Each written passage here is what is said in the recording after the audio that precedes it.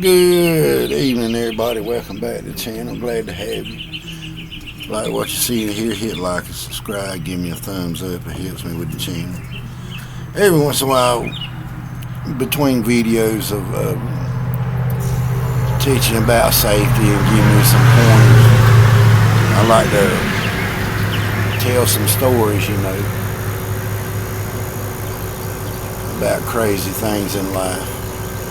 We all run into them. I call it fishing the haunted Southport. That's what I call it. When I was a little boy, now I love fishing, man. Deep sea fishing, I hardly do that now. I try to stay in the waterway. I'll tell you why. When I was a little boy, probably maybe 12 or 13, me and Grandpa would all the time go on fishing trips, man, and we usually went to Pamlico Sound, and that's the area we would go, and did a lot of good fishing. One particular weekend, he decided, let's go out on Southport. So Southport is beautiful when you catch it at the right time. A lot of good fishing, man, pretty scenery. And we would go out, and there's a place called the Frying Pan Shoals. They had a Coast Guard tower out there in the middle of nowhere. It was miles out there. I forget how many miles it is. Now it's a full-blown motel out there in the water. But back in the day, it was a Coast Guard tower. So we went a few miles on the other side of that, did some good fishing. I think we got 2 coolers full of fish. And I'll tell you how haunted and scary this place is. Granddaddy had his radio on all the time, in case bad weather or whatever. We didn't hear anything over the radio, but we noticed the sky was getting kind of gray. He said, "Okay, boy, pull that anchor up."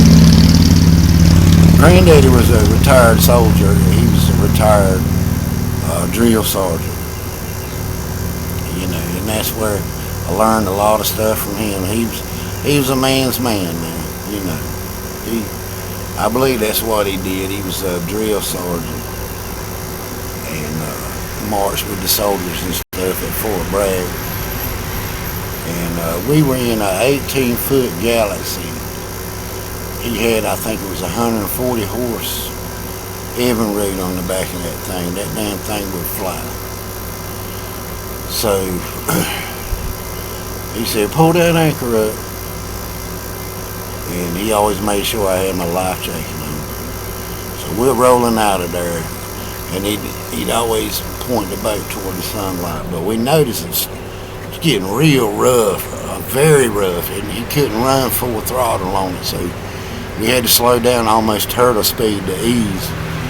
And me as a little boy, man, that's when I got most terrified.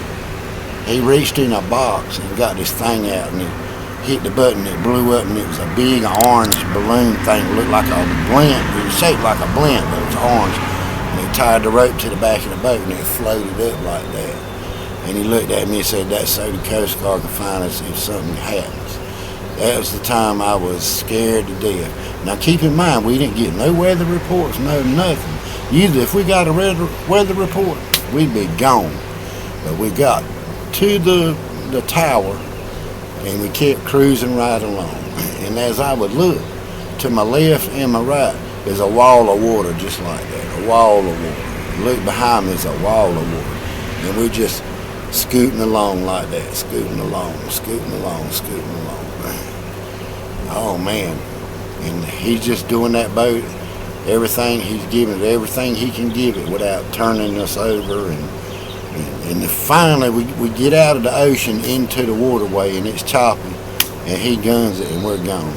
But I always call it haunted Southport, man. That's the scariest time.